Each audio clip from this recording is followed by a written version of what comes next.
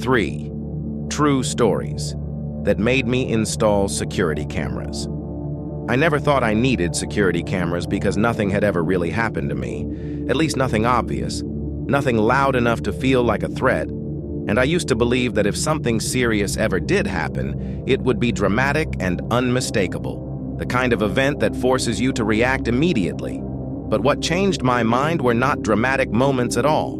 They were small things, quiet things, things that could almost be explained away if I tried hard enough. And that is what made them so much worse.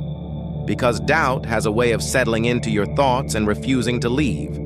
And the first time I felt that doubt was on an ordinary Tuesday evening when I came home from work and noticed my front porch light was on. Even though I was certain I had turned it off before leaving that morning, I stood there for a moment, staring at it, keys in my hand, telling myself I must have forgotten that everyone forgets small things sometimes. So I unlocked the door and stepped inside, and everything looked exactly as it should. The air smelled the same. The furniture was in place. Nothing was broken or disturbed. And yet there was this faint sensation that the house had been awake while I was gone, as if it had been holding its breath and only exhaled when I walked in. I shook that feeling off and went about my night, but later when I sat down on the couch, and I realized the remote control was on the opposite side of the coffee table from where I always leave it, and I paused, trying to remember if I had moved it earlier, maybe while cleaning, maybe while rushing out the door, and I convinced myself that must be it because the alternative felt unreasonable. But over the next few days, similar things kept happening. Subtle changes.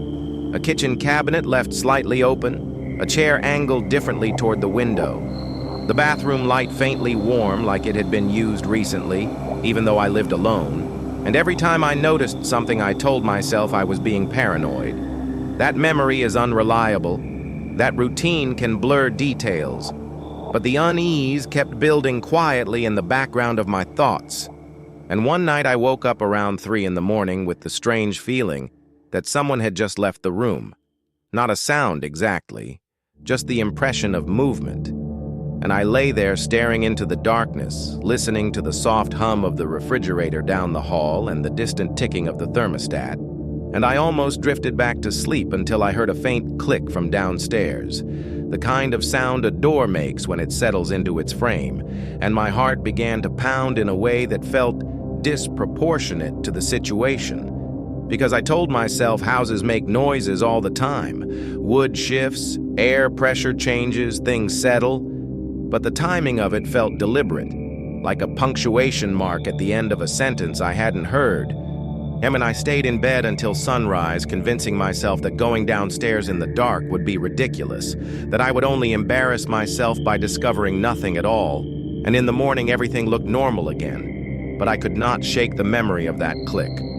And later that week, my neighbor asked casually if I had been outside late at night, because he thought he saw someone standing near my driveway around 2 in the morning. And I felt the air leave my lungs when I told him no, that I had been asleep, and he frowned slightly and said it must have been someone cutting through the yard, and he laughed it off. But I didn't, because I knew my driveway leads nowhere. It is not a shortcut to anything, and that was the first time I considered installing cameras. Though I still hesitated because admitting I needed them felt like admitting something was wrong, and I was not ready to do that yet. So instead, I double-checked my locks every night, and started leaving a small object against the front door, a habit I picked up from something I once read online, just to see if it would be moved in the morning. And for several nights it stayed in place, and I felt foolish for worrying. But then one morning, I came downstairs and found it lying a few inches away from where I had set it, not knocked over completely, just shifted enough to notice. And I stared at it for a long time, trying to reconstruct how it could have moved on its own. Maybe I hadn't placed it as securely as I thought. Maybe the vibration from a passing truck nudged it slightly, but deep down I knew the truth was simpler and more unsettling. Someone had tested the door, and the realization settled over me slowly like a fog. And that afternoon, I ordered my first set of security cameras, telling myself it was just for peace of mind, just to prove that nothing strange was happening. And when they arrived, I installed them on the porch, in the living room, and facing the backyard fence. And for the first few days, the footage showed nothing more than passing cars and the occasional stray cat. And I almost felt disappointed because part of me wanted confirmation that my fears had been justified, but another part of me prayed that I would never see anything at all. And then about a week later, at exactly 2:13 in the morning, my phone buzzed softly on the nightstand with a motion alert from the backyard camera, and I stared at the notification for several seconds before opening it, bracing myself for something dramatic. But the clip showed only darkness at first, the faint outline of the fence barely visible in the infrared glow, and I was about to dismiss it as a false alarm when a shape stepped into frame from the left side, not climbing the fence, not rushing, just walking slowly until it reached the center and stopped. And even through the grainy footage, I could see that whoever it was had positioned themselves directly facing my house, and they stood there completely still, no phone in their hands, no flashlight, no visible purpose, just standing as if waiting for something. And I felt a chill spread through me as the seconds ticked by on the timestamp. 1 minute, then 2, then nearly 4. And finally, the figure turned calmly and walked back out of frame into the darkness beyond the fence. And I replayed the clip several times, hoping to catch a clearer glimpse of a face or clothing or anything identifiable. But the angle and distance made it impossible, and I considered calling the authorities but hesitated, because what would I even say? That someone stood near my fence without technically doing anything wrong, and the thought that they knew exactly how far they could go without crossing a clear boundary made it worse somehow, because it suggested intention. And after that night, I checked the cameras obsessively, sometimes scrolling through footage even without alerts just to reassure myself. And most nights showed nothing unusual, but occasionally there would be small things that kept the tension alive. A shadow passing along the side of the house just out of view of the porch light. A car idling briefly across the street before driving away. And once at 3:17 in the morning, my doorbell camera captured a close view of someone's hand hovering near the button without pressing it. The fingers lingering there for several seconds as if debating whether to ring and then withdrawing slowly. And that moment unsettled me more than anything because it felt personal. Because they were close enough to see their outline clearly, but not close enough for the camera to capture their face beneath the brim of a hat. And I realized then that before the cameras, I would have slept through these visits completely unaware. And that thought brought me no comfort, because it meant this might have been happening long before I ever suspected it. And over time, the visits became less frequent, until weeks would pass without a single alert. And I began to relax again, convincing myself that whoever it was had grown bored or moved on. And then one evening, while reviewing old footage, I noticed something I had missed before, a clip from the first week after installation, before the obvious backyard incident.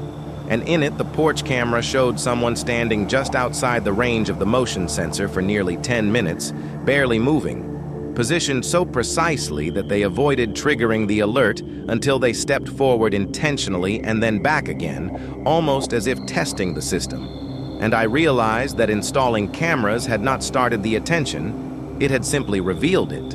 And that realization changed the way I viewed my home entirely, because I understood then that safety is often an illusion maintained by ignorance. And even now, months later, when the alerts have grown rare and the nights are mostly quiet, I still feel a flicker of tension whenever my phone vibrates after midnight, because I know how easily routine can be disrupted by a single unexplained presence. And I know that without those cameras, I would still be questioning my memory, still wondering if the porch light turning on by itself was just a glitch, if the remote moving was my mistake, if the faint click downstairs was only the house settling. And maybe that is the most unsettling part of all. Not that someone stood outside watching, not that a door was tested quietly in the dark, but that for a long time I almost convinced myself none of it was real. And sometimes late at night, when the house is completely still and the only light comes from the soft glow of the camera indicators reflecting faintly on the walls, I think about how easily boundaries can be approached without being crossed. How someone can linger just outside your awareness and leave you questioning your own senses. And I understand now that the cameras are not just devices mounted to walls and fences.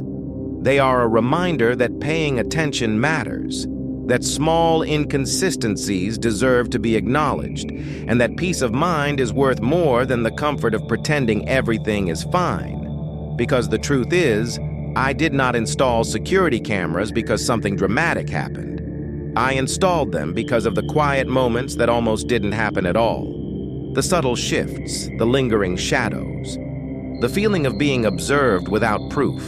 And even though the footage never showed anything explicitly threatening, it showed enough to confirm that my instincts had been right, that the unease had a source, and that sometimes the most chilling experiences are not loud or violent or chaotic.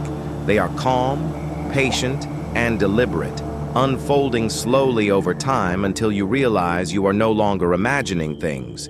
You are simply noticing them.